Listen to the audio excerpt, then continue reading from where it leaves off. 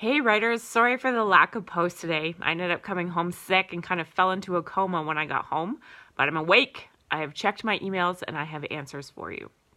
So a few great questions pertaining to both the culminating activity for our course as well as our final exam. Hopefully yesterday you had a chance to look at the course culminating activity. It's broken down into 3 parts. Again, the first part takes a look at a piece of writing that you did for me over the course of the semester that now, looking back and knowing what you know, what could you do to improve it? So the reflection portion of part 1 asks you to look at what went well in that particular piece of writing and what you would change. Now that you know what you know about showing versus telling, about sensory description, about important dialogue, etc., what could you change in order to improve this piece, both for yourself and for the reader's experience? Part 1 also asks you to actually implement those changes to show me what they would look like. So actually make the changes that you have reflected upon to improve that piece.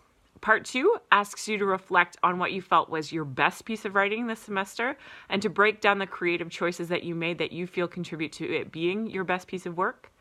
And part 3 asks you to write something new. This is your opportunity to maybe take some risks and try some new things. You're certainly welcome to write in the style that we have already tried this year. So you could certainly try writing a piece of fiction or a short story, but you're also welcome to branch out and try new things such as maybe script writing, children's literature, nonfiction, or try a new form of poetry if you'd like. There is no expectation there as long as you're focusing on quality and trying new things based on whatever it is that you've decided inspires you.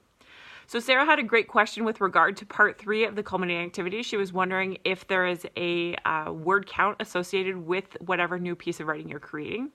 My answer is no for a number of reasons. Number 1, as she pointed out, you are welcome to try new formats, so it's difficult to put a word count on it. If, for instance, you're trying poetry, your word count is going to look different than someone who maybe wanted to write a script or a short story. So no, there is no word count expectation, but also I don't want you to focus on the number of words it takes to tell this piece.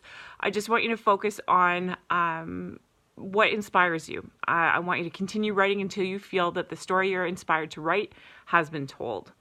I would really encourage you to please focus on quality over quantity in this section. I know it's easy at the end of the year when you have a lot going on to say, well, there's no word count here, so I'm just going to write the bare minimum possible. But I really hope that after you've taken this entire course and that you've reflected on your reader's experience, that you would really focus on what it takes in order to tell your story in a way that you are proud of and that is really going to be meaningful to your reader as opposed to just racing through it as quickly as possible. So again, please focus on quality over quantity on this section and making sure that you are writing until you feel that your story has been sufficiently told. Another question I had came from Cassie Newell, and she was wondering if there's going to be an exam review. Remember, you do have a final exam worth 20% at the end of the semester. It is scheduled for June 25th. However, I do have several people's guidance counselors contacting me to create alternative dates if you have a conflict. Please make sure you are talking with your guidance counselor so that if you do have an exam conflict that day, they are getting in touch with me to make alternate arrangements for you.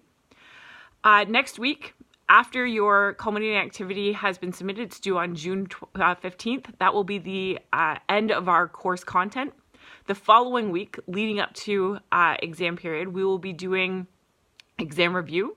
Each day, we will be looking at a different section of the exam, and I will be breaking down for you how you can prepare for it, what particular parts of the course you should be reviewing in order to be prepared for that section, as well as how it will be assessed on the exam.